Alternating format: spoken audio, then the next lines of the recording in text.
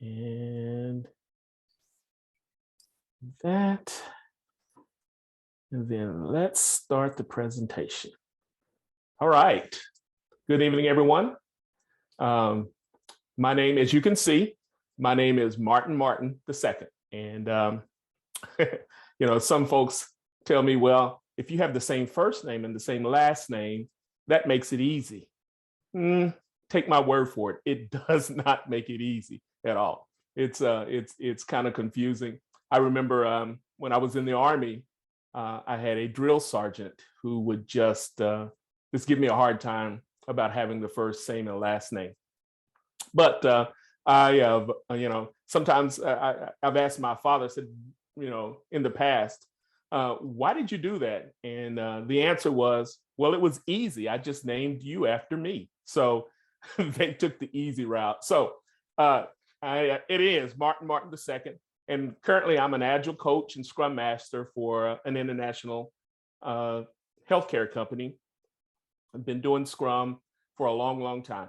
And Agile, and been involved in this for quite a while, and it is really it's really kind of a part of my DNA now.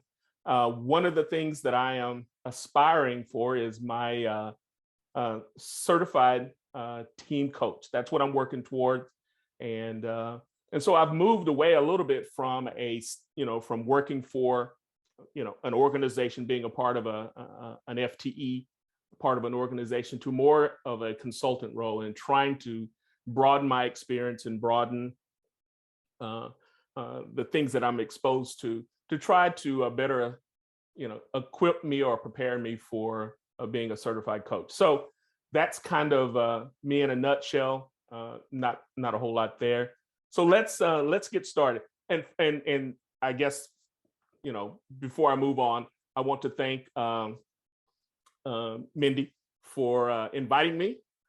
This is my first time that I've actually done a seminar presentation. I've had presentations before, but this is the first time I've actually presented to an Agile group. So I'm looking forward to it, and I do appreciate the invite. All right, so let's get started. So tonight we're going to talk about command and control and servant leadership. And I'm going to introduce to you two characters that we're going to see a little bit tonight. One is boss, and one is the servant leader. And one of the reasons I chose this topic was because I've been in both organizations. I've been in a command and control organization, and I've been in a organization that thrives on servant leadership. And I think that for me, the servant leadership works the best. I've seen it transform organizations. I've seen it transform teams. So that's kind of why I wanted to share with you this evening this particular topic. And also, servant leadership is not unique, or it's not confined to a software development environment, Scrum or Agile. It's used all over the place. It's used in religious organizations. It's used in sports. It's used in civic organizations. So servant leadership, it's a huge part of families. Because as we look at our families, servant leadership is a good characteristic, or a good methodology to follow even in dealing with our families. So it is something that's not unique to software development. It is a broad management style, or a broad style that can be used in many different areas. So when we talk about command and control, and we talk about servant leadership, what are we saying? What are those things? So let's take a look real quick at a standard definition. So as we look at command and control leadership, it's basically a management style based upon a strict hierarchy of authority. Command and control leaders have specific authority to issue commands with the expectation that those commands must be followed or discipline is applied. Let's think about that. You know, the expectation is those commands are followed, otherwise discipline is going to be applied.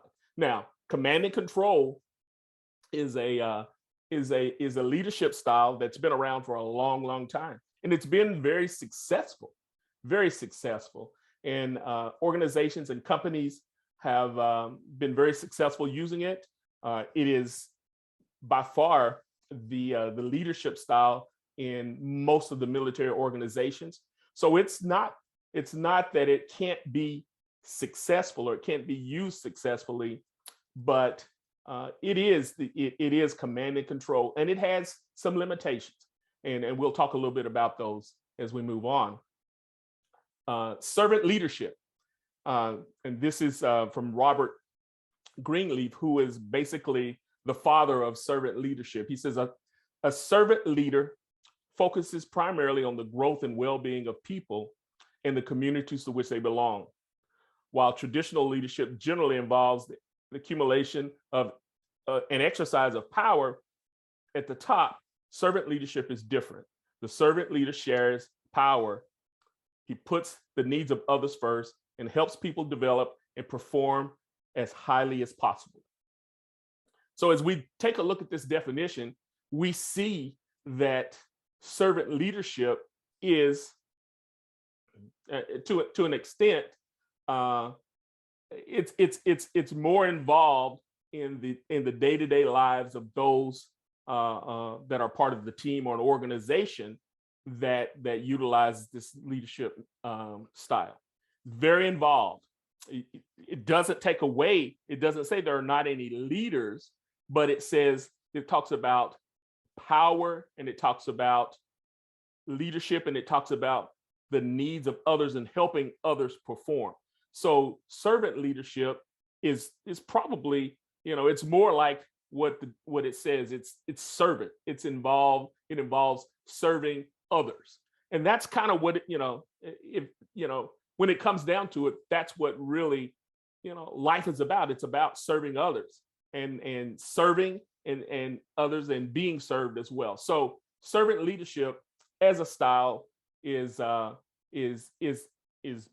it's on the rise. It really is. And not, as I said, not just in the agile community or in software development. It's on a rise across all kinds of organizations. So when we talk about command and control, and we talk about servant leadership, what are some of the characteristics? Well, at the top here, it says the rise of servant leader is due to the shift away from top-down managerial thinking. This shift involves a new focus on customers, communities, and employees. And this is very interesting. It says a new focus. Well, and it's kind of interesting that if we're involved in business, if we're involved in providing a service, why would we have to have a new focus on our customers and on our community and on our employees? But the reality is, in the past, that hasn't necessarily been the case. As we look at command and control leadership, and here's Boss. I introduced him to you earlier, and we're going to talk a little bit about Boss. It views people as objects. It views people as objects and is motivated by control and profit, and insists that people follow the rules. Well, there's nothing wrong with profit, and there's nothing wrong with having rules. But when you take a look and you view people as objects or a means to an end, sometimes that does not bode well for that individual, for the customer, or for the community, or for the employee. Because if profit is your main focus, then sometimes profit ends up being by any means necessary. And sometimes that does not bode well for the customer, for the community, or for the employee. Whereas now, if we look at servant leadership, it views people as potential. Let's think about that. potential. So in other words, servant leadership looks at an individual and it sees not an object, it sees potential. And it also is motivated by the growth and impact that that individual can have. That individual can have on an organization, that individual can have on their particular team, and that impact and the growth that that individual can have, over the span of being involved in an organization. So servant leadership is about growing that individual and making sure or increasing their impact on the particular entity that they're involved in. And finally, it says it insists that people surpass themselves. And so what does that mean? People surpass themselves. In other words, it goes back to that growth and the impact. How many of us have been, helped by other folks investing in us and helping us to surpass that which we thought we could not surpass, helping us to become that which we thought we could not become. And that's what servant leadership is about. It's about being, committed to individuals, and it involves developing individuals in making and helping that person to be the best that they can be. And a servant leader, he looks at an individual, he looks at a team, he looks at an organization, and they see the potential in that person, in that individual, in that organization, or that team. They look and they see potential. They don't see, they're not looking at what they can get out of that individual. They're looking for what that individual, what that team, or what that organization can be. And that's what servant leadership is about. Looking at the potential of an individual, a person, or an entity, or an organization, or a team. So, Mindy, at this particular point in time, are there any questions? Or, I'm going to stop right here and see if anyone have any comments or questions. I don't see any in the chat box, but you guys are welcome to type some in the chat box or unmute and ask any questions if you'd like.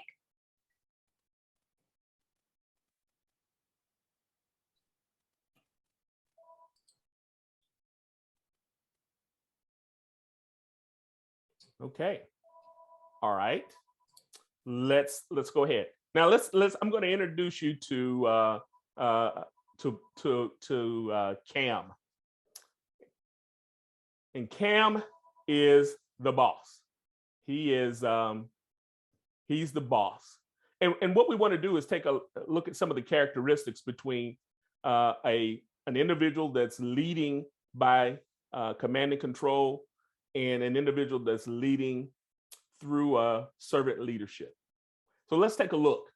And so it says command and control drives employees. That's one of the characteristics. They drive employees, and they also depend upon authority. And that's how they manage. They manage based upon the authority that they have or that they bring to the table. And inspires fear. Now, I'm not sure about you, but I'm not one who would like to go to a job where I'm fearful.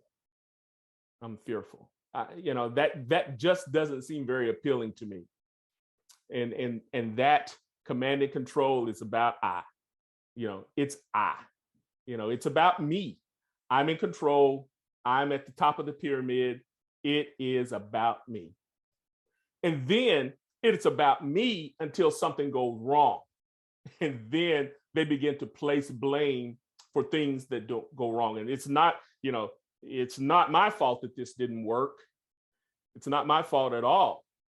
And so it's on someone else. Don't take any responsibility for anything.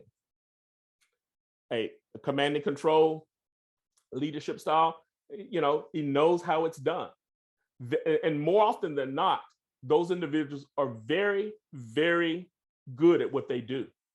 Very good. They know the industry. They know the work. They understand the scope of what's trying to be done. They're very good at what they do. And they take that and they use people, and then they take credit for the work that's done.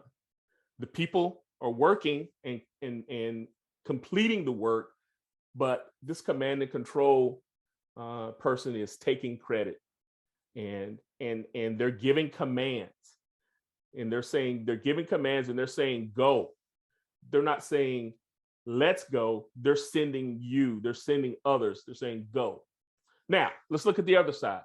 Let's look at Sam, our servant leader. Sam is a coach. He's coaching. He's invested in this individual or in the organization or in the team, and they depend upon goodwill within the team. There is goodwill within the team. There is purpose within the team, and there's goodwill within that team.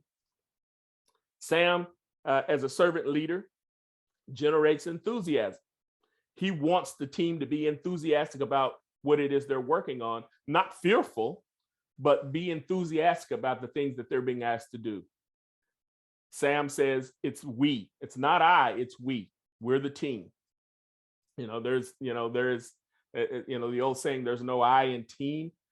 The servant leader said it's us, it's we. We can do this thing together. And when things break down, and things are going to break down, there is no perfect situation. Things are going to break down, problems are going to occur, things are going to happen. But how do you fix that? Knowing that those things are going to happen, how do you fix that? Well, Sam, the servant leader, works with the team to fix the breakdown. What happened here? Not pointing fingers, looking at the team as a whole, looking at individuals collectively and say, what happened here? And let's fix this. And not only, is Sam helping with the breakdown, fixing the breakdowns, Sam is saying, okay, this is how this is done. Sam is good at what they do, at what he does or what she does. And they say, this is how it's done. And he shows, and that's part of the coaching. That's part of being involved. That's part of being invested in the individual, the team, or the organization. And Sam develops people. And again, he's invested in people and gives credit where credit is due. And Sam asks questions. Sam is saying, okay, team, individual, organization, what do you think? Here's our problem. Here's the things that we need to resolve. What do you think?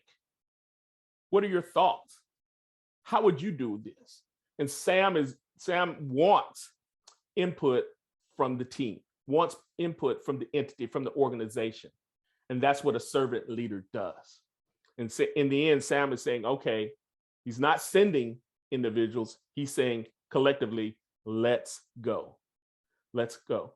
And so those are some of the characteristics difference between a command and control and a servant leader. Now, one thing I don't want to imply is that everyone that's involved in a command and control organization, I'm not saying that all of these individuals are bad people, because there are organizations and there are situations that really truly need a command and control leadership style. So it's not saying that these individuals are bad people and they're out for themselves all the time, but across the board, when you look at the characteristics between these two organizations or between these two leadership styles, just take a look and see which one would appeal to you more. Which one would appeal to you more? For me, it's that servant leader organization, that servant leader, management style or leadership style. That's the one that would appeal to me most. And so, again, command and control has been successful. It's been very successful for a very, very long time, and it's made a lot of companies a lot of money, and and it's accomplished a lot of things. But the servant leader, that servant leader leadership style, is the leadership style that's up and coming. It's a leadership style that most people are being drawn to at this particular point in time. So as we look at this, the question is, as we look at the difference between these two, a boss and the servant leader, the question comes up, should we transform? Should we transform? If we are command and control, should we make a transition to a servant leader style of leadership? And so in trying to answer those questions, the first thing we need to understand is that, what would work best for us? What's going to work best for us? Now, you will have some individuals that say the command and control is the best, and it is the only thing that's going to work in this organization. And so the answer to the question, should we transform? The answer is no. And you know what? That's okay. That's okay. If that's the decision of the organizations and the leaders of these organizations, if the answer is no, then in essence, that organization just needs to keep doing what they're doing. But if the answer is yes, I'd like to take a look and see what this leadership style and how it can transform our organization. I'd like to take a look at this. The question then is how do we make this transformation? How do we move forward? How do we make this transition to be an organization that within it, with using a leadership style that in its DNA, it's about people. It's about developing people, developing individuals, understanding that those individuals, all of those individuals, have something to bring to the table. That is the question. And that's a question many organizations across globally, they're trying to make this same decision. Should we transform from a command and control to a servant leadership kind of leadership style? And the answer is, why should we? The question is, why should we? Why should we do this? Well, there is a Margaret Wheatley, who is an author, and she's looked at a lot of different organizations, a lot of different organization styles, and she came up with this statistic. Now, this statistic is almost right at 4 years old. So this is probably around 2018 or so. She stated that productivity gains in truly self-managed work environments are at a minimum 35% higher than in traditionally managed organizations. So the question is, when you look at a 35% productivity gain, that's quite a bit. And it's kind of hard just to turn your back on that number. If that number is true, 35% increase in productivity for an organization, regardless of what kind of an organization it is a pretty big gain. And so this is what, organizations have to take a look at. How does this help us as an organization to be more productive? And as we look at, and I like Robert Greenleaf's quote here, where he says, the journey to servant leadership is not only for management, and this is key, but should be embarked upon by each member of the team. So where one style is for management, for the management, for those that are in management positions, the other leadership style is not only about management, but it's about each and every member of the team. So as I said, if this statistic is correct, then the answer may be, yeah, we need to do this. But some organizations says, nah, we're not going to do this. And one thing we need to understand is we make a transition, if as an organization makes a transition from command and control to servant leadership, it's not an easy transition. It's not like you blow some pixie dust on your organization and it's automatically transformed. No, it's a paradigm shift. And it's going to take some work. It's going to take commitment and work. And so individuals or organizations that look at this transition, they should not take this transition lightly, because it's going to take commitment, and it's going to take commitment from entire organization, not just management, not just the teams, but the entire organization. There must be a team commitment, because the journey is not a management journey. It's the entire entity, the entire team, the entire organization. That's what this journey is about. So we asked the question, does servant leadership really work? I think the statistic that we showed here says yes, but what about a real life example? What about a real life example of moving from command and control to servant leadership? I want to introduce you to a gentleman by the name of David Marquette. David Marquette. And David Marquette is a retired United States Navy officer.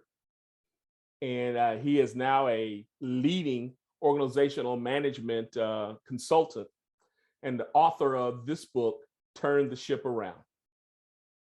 And I like the subtitle. It says, The True Story of Turning Followers into Leaders.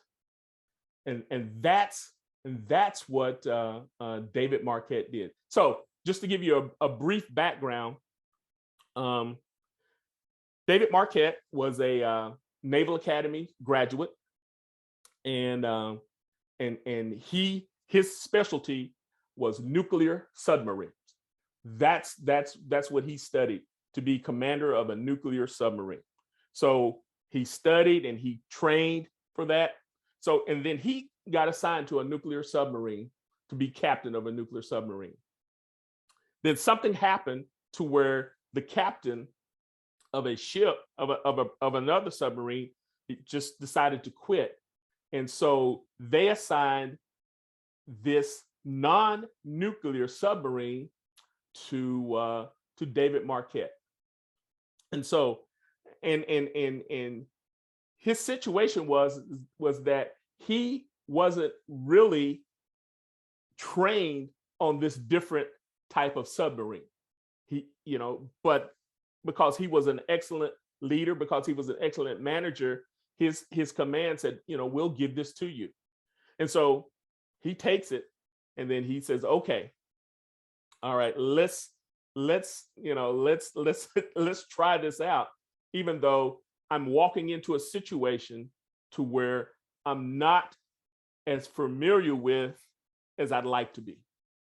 And as leaders, and as leaders, as individuals, often that happens. So we have to get put into a situation that we're not totally familiar with, but we have to take the challenge as well. So what happened? So a month into his new command, they were performing an exercise. They were out in ocean performing an exercise, and so he gives a command. And then he, as the captain of the ship, he gives the command, and then the officer of the deck repeats that command, and then the individuals execute that command. So that's what took place. He gave a command.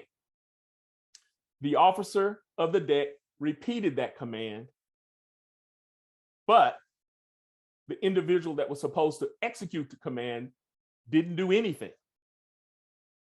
And so now you have the captain who's given a command, and that command was not executed. So he goes down to the individual that's that is supposed to execute the command. And he says, why haven't you done this? Why didn't you execute this command? And he said, sir, the command that you gave, this ship doesn't do that maneuver. We're not a nuclear sub, we're a different kind of sub, and this submarine doesn't execute that maneuver. And he says, interesting. Then he goes to the officer of the deck who repeated his command, and he says, okay, you've been on this ship for a long, long time. You've been on this submarine for a long, long time. When I gave the command, why did you repeat that command? And the officer of the deck said, I repeated the command because that's what you told me to do. I said, what do you mean that's what I told you to do? You are the captain. You are the leader. You told me to execute the command, and I executed the command. And he said, even though this particular ship, the command didn't apply to this particular submarine, it can't execute that command. He's, yep, because that's how I was trained. You tell me, I do it. And so right then, David Marquette says, wow, we've got a problem. It's because, here I am on a ship that I'm not extremely familiar with, and I'm giving commands that can't be executed. If this kind of situation continues, then I put the entire crew at risk. The entire crew at risk. So he says, so that's when he began to look for another leadership style. And the leadership style, the conclusion he came to was the leadership style of leader follower was a problem, because that leadership style of leader follower, it creates two groups of people, leaders and followers. That's it, leaders and followers. And the primary focus is to control people. But what happened with him, he's got the situation, and he's in the situation where he's giving commands, and he's giving those commands without having all of the information. Now, the leader-follower leadership style has been around for a long time, and it's been, as I said, it's been very, very successful in some situations. However, it doesn't work very well with knowledge workers, folks that are thinking, folks that are processing, folks that are cognitive. It just doesn't work very well.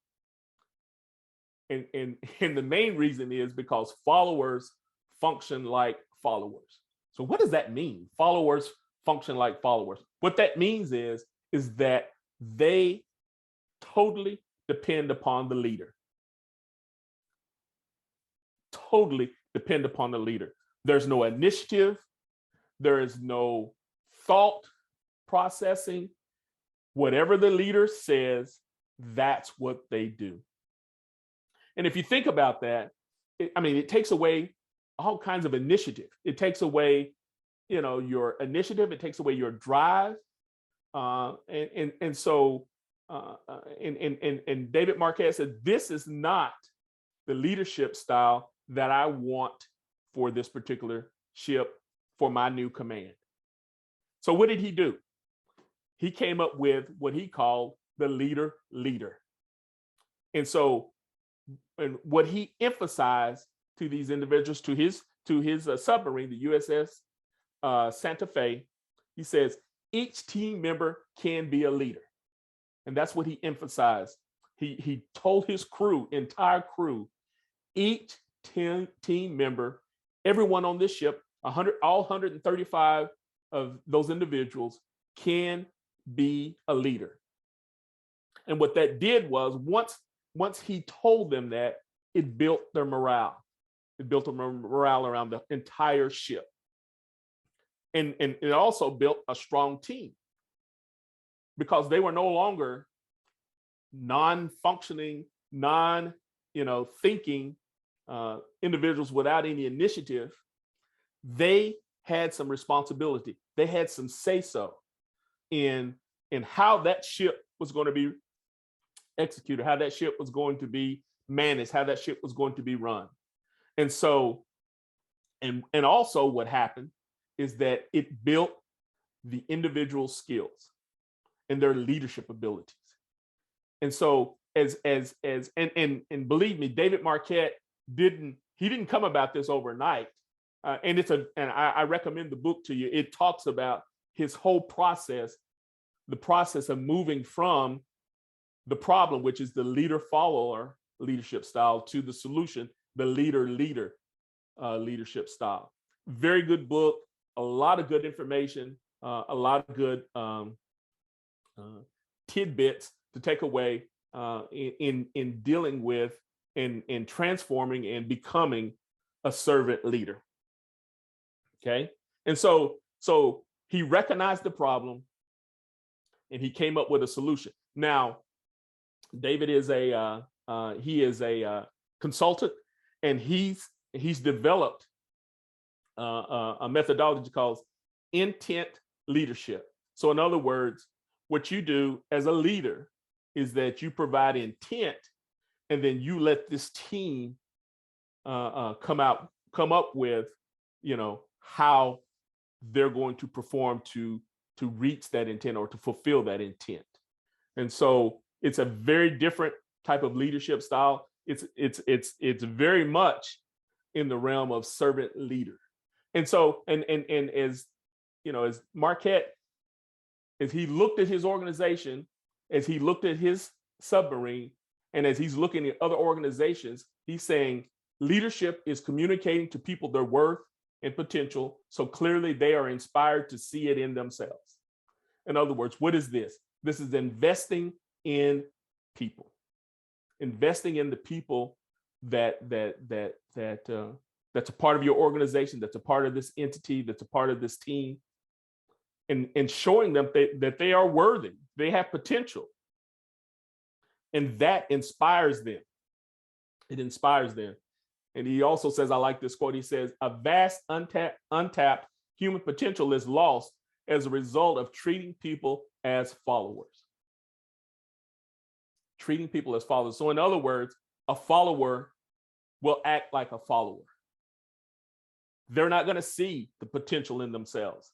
They're not going to be inspired to see anything in themselves. They're just going to be followers. And that's all they're going to do, and that's all they're going to be. And so what he's challenging them to move from being followers to being leaders.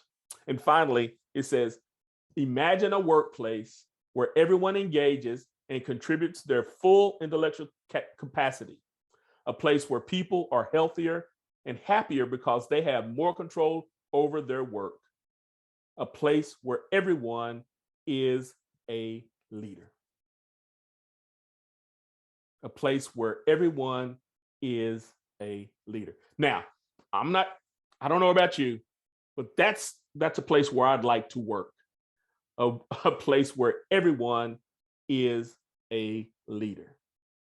Okay, so I'm going to stop right here, and I'll ask again, any questions, any comments, anything about what I've said so far? Let me ask the question, have anyone ever heard of this book? Heard of David Marquette, Turn the Ship Around? I've heard of the book, but I have a question about, can you hear me? Yes, I do. Okay. I hear you. Mm-hmm. Hey, you said that in the leader follower, that followers will always be followers. And typically you see command and control in the military and quasi-military organizations, many of which are filled with leaders. So the followers aren't always going to be followers. They learn from the leaders, but I completely agree that the leader is more applicable in the private industry. But are there elements of command and control that transition or that are applicable in private industry? Sure, absolutely, absolutely. And again, my goal here is not to bash command and control, because as I've stated before, organizations have been very, very, very successful in using in command and control. And there are some organizations, and in some organizations to where it's almost a necessity. But I think the point that I'm trying to make is that as we look at, as organizations change, as situations change, as the type of worker, as knowledge workers are being more and more in the workplace, so the command and control doesn't appeal to them.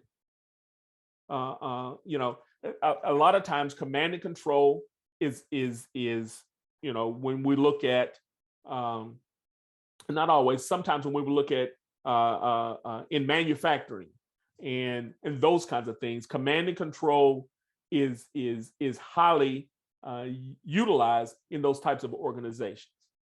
And I would even say, having been in the military, I would even say that,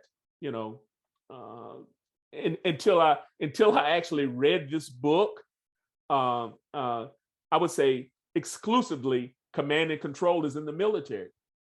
But this is an excellent example. Turn the ship around, and David Marquette is an excellent example to where you can move from that command and control to a leader, servant leader leadership style and still be successful. As a matter of fact, if as you read the book, his submarine, the USS Santa Fe, even after he left command for several years, they were at, for their ratings, they were at the top. Because when he took command, they were at the very bottom. They were at the bottom, and their performance was horrible.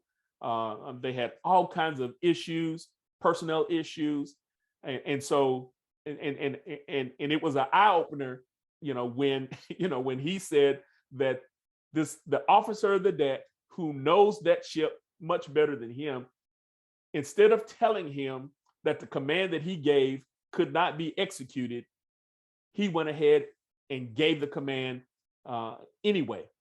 And so that told him how big of a problem they really had as an organization. And so again, I'm not here to bash command and control. What I am saying is that I think the leadership style is more appealing, and what it does is it broadens the but it highlights, let me say this, it highlights the individual, and the individual that's a part of that team or a part of the entity. In the command and control, the highlight is that leader. I mean, because that person is front and center. That person is, the one, who's making the decisions and passing those decisions down. The leader or the servant leader basically is highlighting the team and making the team, it's investing in the team and promoting the team investing in itself. I don't know whether that answered your question or not, but I like this example because it clearly states that you can lead a military organization, in a different style other than command and control, even though most military organizations are command and control.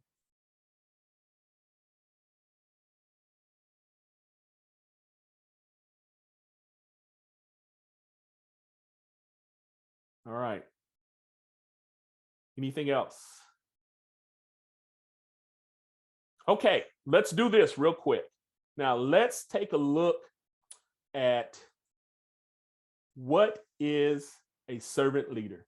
And there, Robert Greenleaf who is the father of servant leadership, he came up with these 10 characteristics of a servant leader. And as we look at these characteristics, as we look at these, a lot of them are going to be familiar to those of us who've been in Agile for a while, those of us who've been doing Scrum and Agile. They're going to be familiar to us.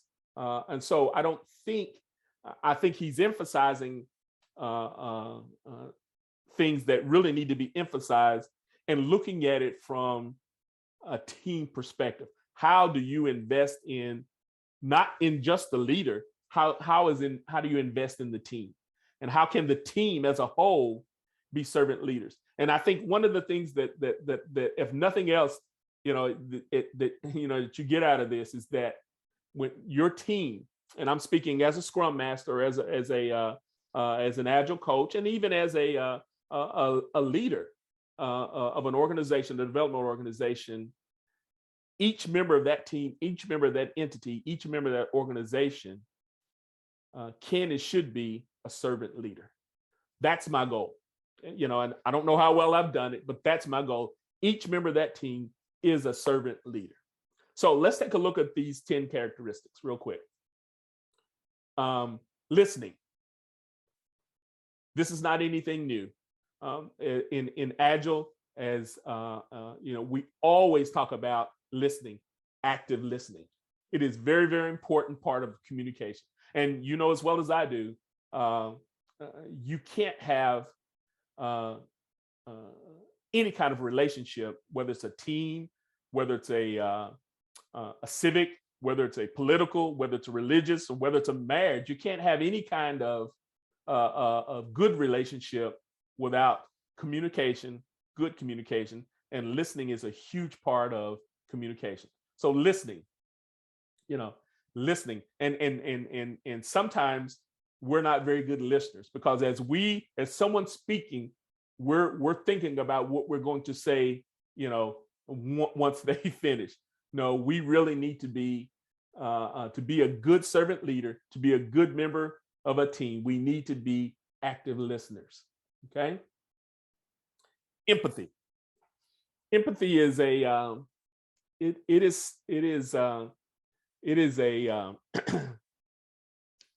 it's being brought to the forefront more so now than in the past. And again, I'm telling you something that you probably already know. Empathy is much different than sympathy. Empathy is trying to understand a situation from someone else's point of view.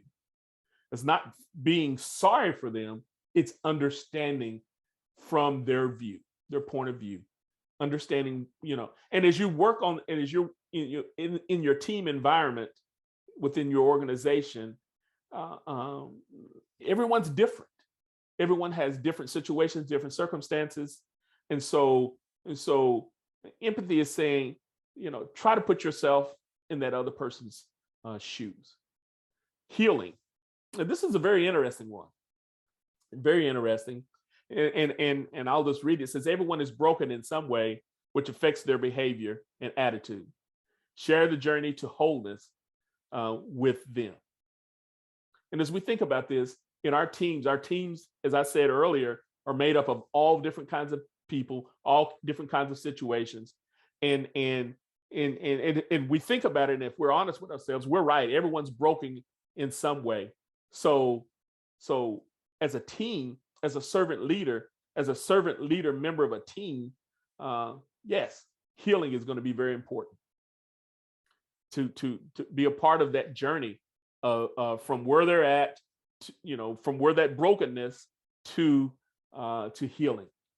And that's just a part of being there. That's a part of being invested in that individual or in your team. That's just a part of that. Awareness. It says being more aware of yourself and others leads to viewing most situations from an integrated, holistic position. But remember, this awareness isn't just about peace at work. It awakens and provokes. So awareness, be aware of things, be aware of what's going on around you. Be sensitive to those things. Be aware and be sensitive to those things. And it may be things that you don't necessarily agree with. It may be things that you have a different opinion on. And it may be things that you're not even, that you're concerned with. But as a servant leader serving other members of your team, you have to be aware of what's going on. Persuasion. It says, convince, don't coerce. One of the things that we said about command and control is that, you do based upon what someone's told you to do, or you do based upon an order. Well, persuasion. It says, convince, don't coerce. Build consensus, not rules. And when you build consensus, what is that doing? That's building relationship. And all of these things, all of these 10 characteristics are about building relationship. And that's what it's about, building relationship with however small or large the entity is, with your team, within an organization. It's about building relationship. And so persuasion is a huge, huge part of that. Okay? Convince, don't coerce. So in other words, be upfront. Be upfront. Conceptualization and foresight. I'm glad these two are together, because what this means is that as a servant leader and as a member of a team, as a servant leader, you need to have some vision. And if you're going to lead, if you're going to be a leader and not a follower, you got to have some vision. So you've got to have some conceptualization, and you got to have some foresight, and to see, I like dream big, but use the lessons from the past and realities of the present, and see what the future may hold. And as you make those decisions. So these two are really about vision. And regardless of what type of organization you're in, regardless of the leadership style, that organization needs vision. Now, in command and control, that vision comes from one individual. As a servant leader, as a part of a team, that comes from the collective group of that team. So all of us on the team, we need to have vision. And that's very important. Very important. Stewardship, commitment to people's growth, and community building. These three are really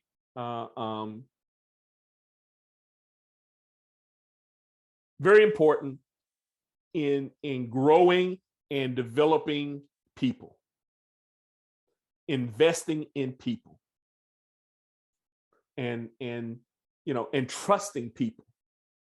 And so this it's very important. Stewardship, you need to be, the team doesn't belong to you, but you are a part of that team, and you have to be a good steward of that team.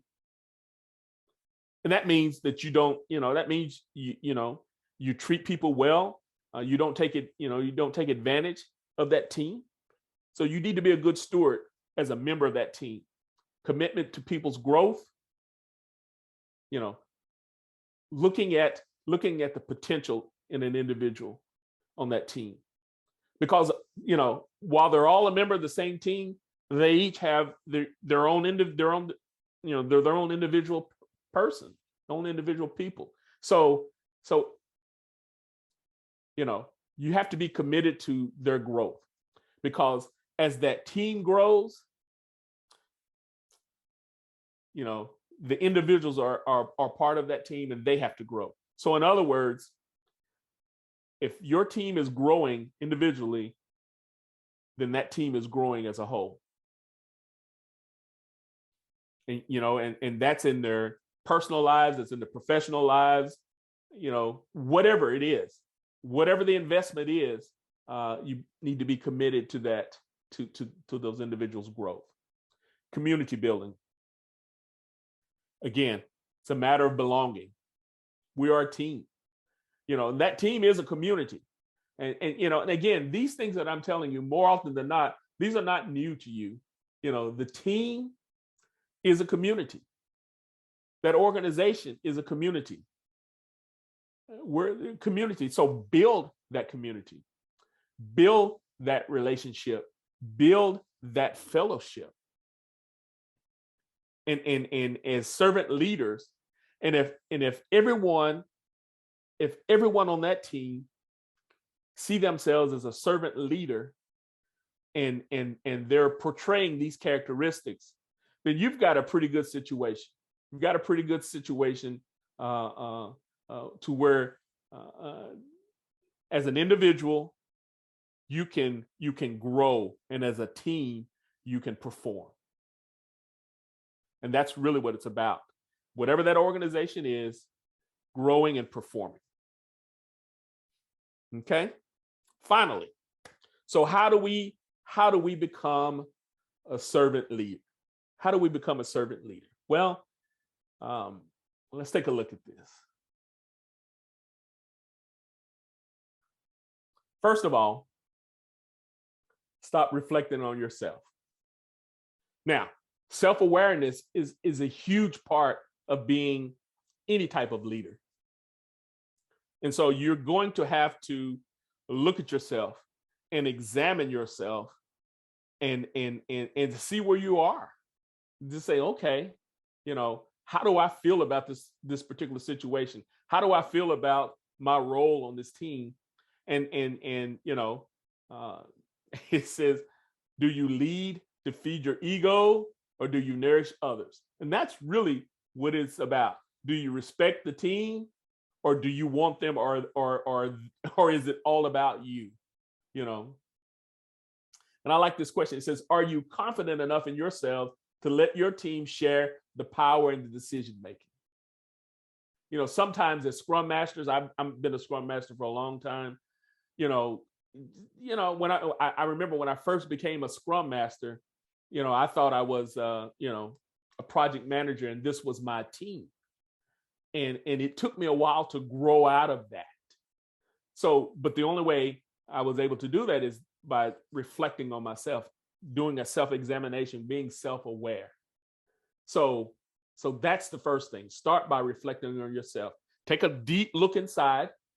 Sometimes it's a hard look, but be honest with yourself. I like the next one. Stop being the smartest person in the room. And sometimes that's very, very hard. Stop being the smartest person in the room. For me, my mindset is, if I'm the smartest person in the room, then as a team, we got a problem. Because there are, the team is much more talented than I am. And my job as a Scrum Master is to make sure they function as best as they can as a team. So I don't want to be the smartest person in the room. And so, as it says, invite, others' point of view. I mean, listen. That goes back to the listening. It goes back to listening. Listening is so important in our relationships, regardless of what kind of relationship it is. It is so important. It is a key element in all of our relationships.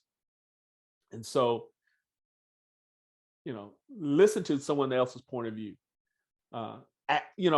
Matter of fact, as a Scrum Master, I try to my goal is to try to get them to give me their point of view, because more often than not, I have, my team is saying, well, okay, whatever.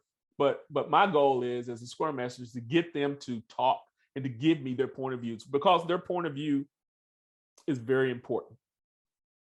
Okay. Know your team's motivation and dynamics. Yeah, you got to know your team.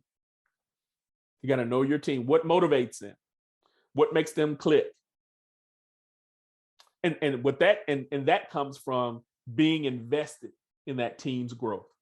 That comes from understanding that team, spending time with that team, understanding, being, listening and having empathy and all of those things.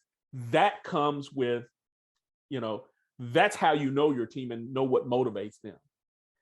And is it going to cost you something? Is it going to cost you some time? Is it going to cost you some investment? Is it going to cost you some hurt? Yeah, sure it is. But as a servant leader, that's who you are. That's what you do. That's what you do. Finally, it says, look for what you can change. It says this week, but whenever. Look for what you can change for the better. Not change for the sake of change, but change for the better.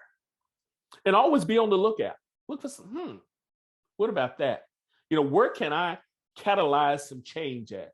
That's effective, that's productive, that's that truly exhibits my characteristics as a servant leader. Because change is not always a bad thing. Change sometimes can be very hard, but it's not necessarily always a bad thing. Not at all. Okay, final thoughts. And I'm picking on Scrum Masters because I am one. It says Scrum Master should lead the charge to team-wide servant leadership. Team-wide, not just the Scrum Master being the servant leader, team-wide servant leadership. And Scrum Master, it's not about us. The team is not ours to control. And this is not original for me. I found this from somewhere. I don't remember where I got it from. It says you should be like a good referee. They are not the central figure of a game.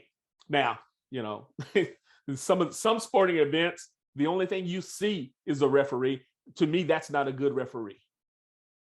That's who we should be as Scrum Masters, as Agile coaches, or whatever it is.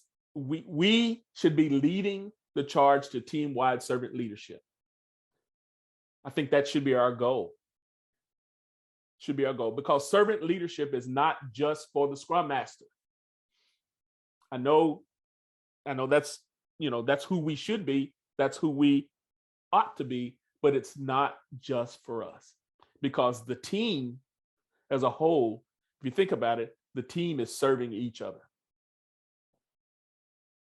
And finally, the quote from David Marquette, he says, imagine a workplace where everyone engages and contributes their full intellectual capacity, a place where people are healthier and happier because they have more control over their work, a place where everyone is a leader. That's what we're looking for. That's what we're looking for. And that place is not going to be perfect, because there is no perfection. We're not perfect people. We're imperfect people. So there's never going to be perfection. But I think if those characteristics, those 10 characteristics that we talked about as servant leaders, once we exhibit those characteristics, we will understand that we're not perfect. And you know what? It'll be okay that we're not perfect. It'll be okay that we're not perfect. So that's it. That's all I have to say. I probably went a little bit longer than I had anticipated, but Mindy, that's it. Those are my final thoughts. I'll turn it back over to you. All right. Does anybody have any questions? Feel free to type them in the chat box or unmute and ask your questions away.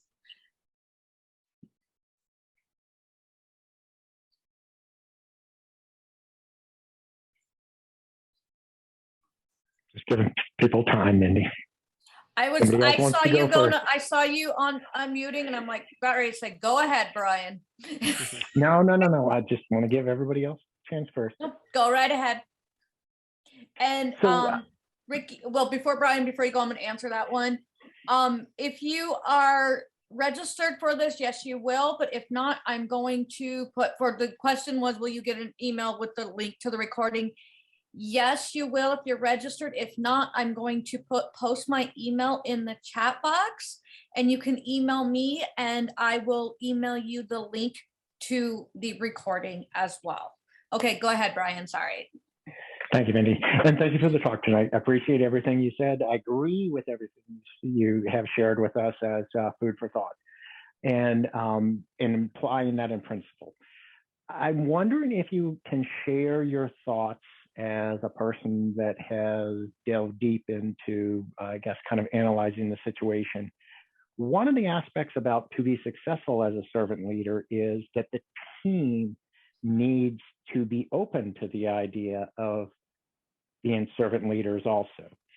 Specifically, the situation I'm wondering about, if you've got some thoughts on, is with the aspect about don't be the smartest person in the room. There is a defined aspect of our role as Scrum Masters to be the smartest person in the room when it comes to agile methodologies. Mm-hmm. So when you have a person on the team, specifically a product owner, that doesn't buy into the concept prescribed in agile methodologies, how does one go about tactfully handling that? Do you have any thoughts on that? Situation that I've got going on a little bit for myself does not always go well because the product owner wants to be much more autocratic of, I am the dictator here and I'm going to set the prioritization, which they're really not even doing, but just I'm the product owner, so I run the team. Any thoughts on that? Well, as I said, any kind of, no matter the relationship, there has to be communication. And so, first and foremost, one of the things that I've got a PMI background as well, but one of the things they taught us is that first and foremost, that face-to-face communication is as much as possible, and sit down and and try to understand it. And believe me, I'm not saying you haven't done this, but this kind of my thoughts. Yeah, it's been rejected. They declined the invitations. It's more they talk all the time in front of the team. This is what we're going to do, which goes contrary to the way that principals say the team would operate. And the team often is not, I'm going to venture the thought that, or share, this product owner is not trained in anything agile. It's just that person's opinion. And then the team often in many organizations is not trained necessarily in agile principles as well. So that's why I say sometimes we are supposed to be the smartest person in the room, but tackling that, even though trying to do it, as you're saying, behind the scenes, they will avoid it as best they can, but so they keep doing it in front of the team. And so it's leading to more and more challenges. Well, let me ask you this. Is there any kind of support from any type of functional manager or anything like that? Do you have any support from that aspect? Shared the thoughts with their product manager, and the product manager just says, oh, well, they're young, they'll learn. And so it's not necessarily, but again, it's on me as the person that has to teach everybody. I'm not a trainer. My job as a Scrum Master, ADL, is not to teach everybody what their job is. Jobs, documents that define within a Scrum team of what roles and responsibilities are, those are equally shared and they're very well known. But when people step out of that bounds and refuse to listen to it, and I understand I'm asking probably a very, very, not a common situation type question, but it's something that I'm starting to face more and more in the experiences that I have. There are a number of people such as ourselves that are Scrum Masters and, agile folks that are promoting the good of it and working on it. But product often comes to the equation in what I've experienced in different organizations with very much their own thoughts, but they don't ever get certified in anything. They don't attend any training. They just have their own thoughts on the way it should work. And that's why I say it's much more of the autocratic, which bumps up against the don't be the smartest person in the room, but it's a challenge when you're supposed to know it better and they keep stepping on everybody's toes to the principles you're trying to teach the rest of the team. Yeah. It sounds like you're definitely in a difficult situation to where I think that, if there is organizational support for Agile, and and it's going to be my assumption that there is, because you have an Agile team, you've got product owners, you've got Scrum Masters. I think, and again, I'm just off the top of my head, know nothing about the organization. You're going to have to lean on that Agile support. Who is the one that's supporting, saying that we're going to be Agile? And you're going to have to lean on that and try to find, and you're going to have to maybe dig through something. You may have to, pull back, peel the onion and try to understand who is really supporting this, our Agile engagement. Who is the support for that? And I think once you find that out, I think you're going to have to appeal to that support and to try to get you some help, because it sounds like to me you've got some organizational boundaries there that are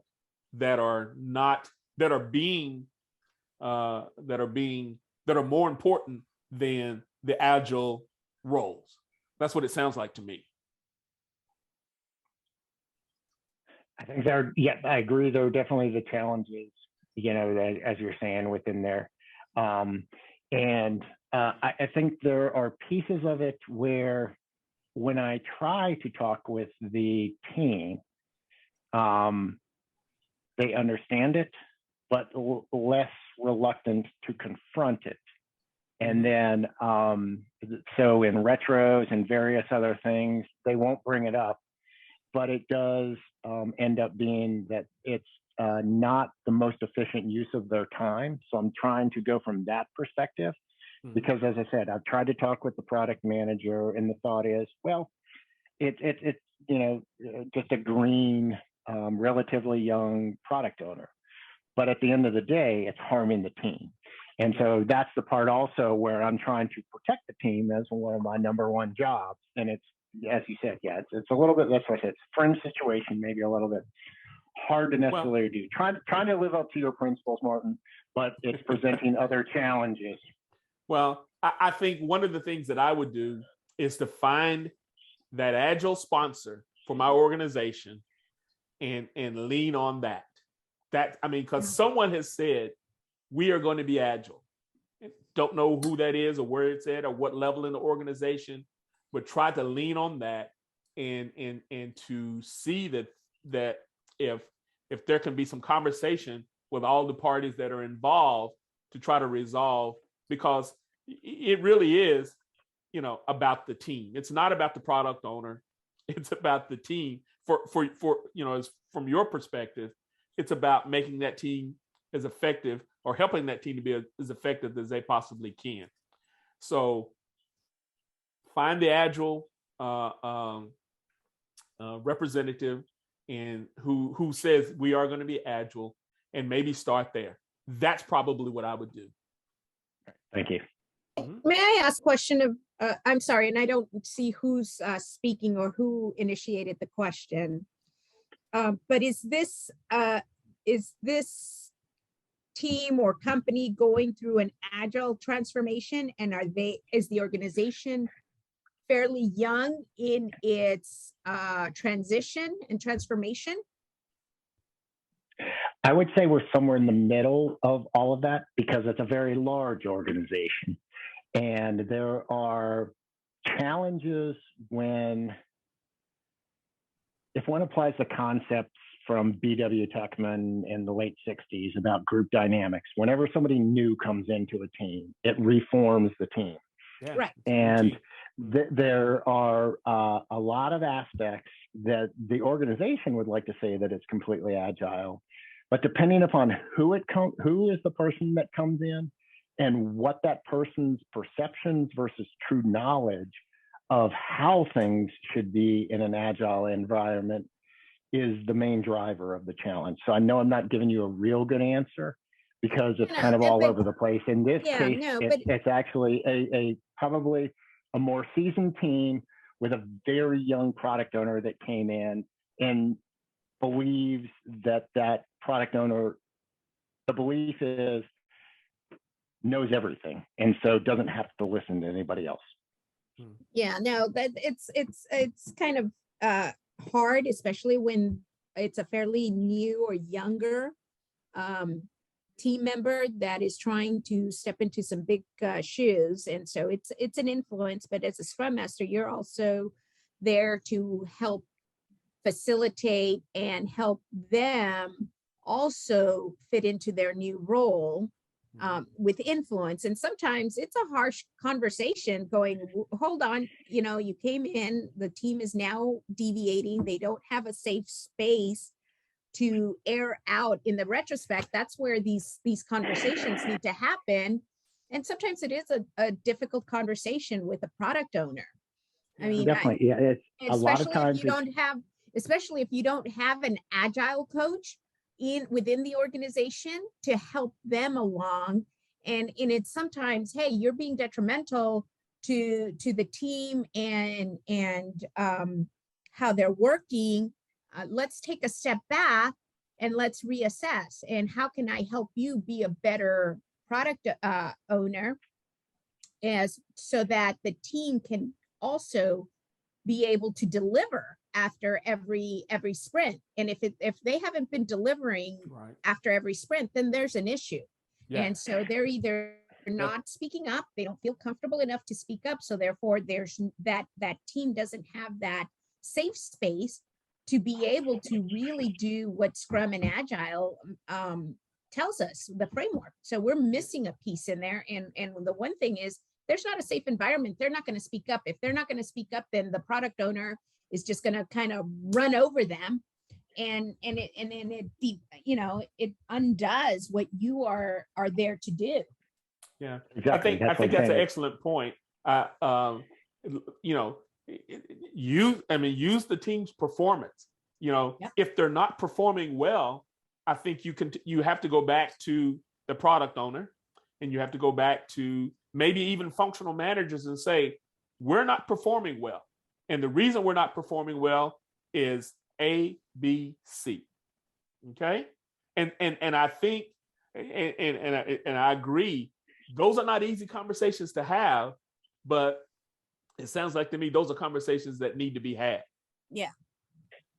And I agree with everything y'all are saying. And sometimes it does take an external person to come in and kind of break up the dynamic, and then to be able to rebuild it. One of the things that I do is I keep on my board behind me when I do calls and trainings and anything like that, is each role and what their top items they should be focusing on. And so if I go, does it fit within your role? And they're like, no, that belongs over here. So they see the different roles and they go, oh, that belongs, part of the developers, and so I go, okay, then let's leave it to the developers. So it's a lot of tackle and block, especially if it's a relatively new agile or transformation. And we tend to go psychologically, we tend to go back to what we feel comfortable in doing. Oh, yeah. So that in itself is also another roadblock to self-managing teams. So if somebody's dictating to the team what they should and should not do and in which order, then they're not self-managing. Yeah. You've got a command and control situation is what you have. Right. But it's the opposite of what we want. And I would say it goes even less than, thank you for the feedback there. But I would say it's even less. Like today on one of the teams, this product owner came in and started to define how to write a story card with them. And, that as this, I want this for this. So it's a complete waste of their time from what a product owner should be doing. So yes, the product owner aspect is failing. I've tried to voice the feedback, but it's falling on deaf ears at the moment. So I hear what everybody's sharing. That's the angle that I have to keep trying to press on. Yeah. This person is not a seasoned, should not be in that role. But because the rest of the team doesn't want to voice that, that's the part where I was saying, when I'm supposed to be the smartest person in the room on this regard, that's what I'm trying to do to protect the team. But it's falling on deaf ears because nobody else is really voicing it, and nobody else wants to face the confrontation. Somebody's in a role they probably shouldn't be in. Yeah, you've got to try to find an advocate somewhere, an agile advocate somewhere. Yeah, and to the thank you for the other person that was speaking, the lady that was sharing her thoughts. There's not an agile coach in the situation, so yes, it makes it more challenging. Well, thank you. All right, so Martin, I'm sorry, I didn't mean to No. derail everything. No, don't. There's no need, no worries at all. But No it's need. all in the heart of the conversation, and Yeah, absolutely. I will often have questions to ask. This one's very personal to me. Yeah, because these it's are real life frustrating to me. situations. 'Cause I mean, you're not the only one I'm going trying through to this at all. Yeah. I'm trying to protect the team, which is, a number one job for me. And especially in the situation of how it's happening. And then I guess one of the other aspects within there's, talking about is the team delivering. The team does deliver, but it's because the team is overcompensating for the lack of the skill set of the product owner. And so they're inferring, but eventually that's going to burn them when something of an inference is wrong. And then it's going to be said, that wasn't, how do we get here? And so that's the part where all around, it's just a challenge. I see the problem. It's hard to gain traction at the moment.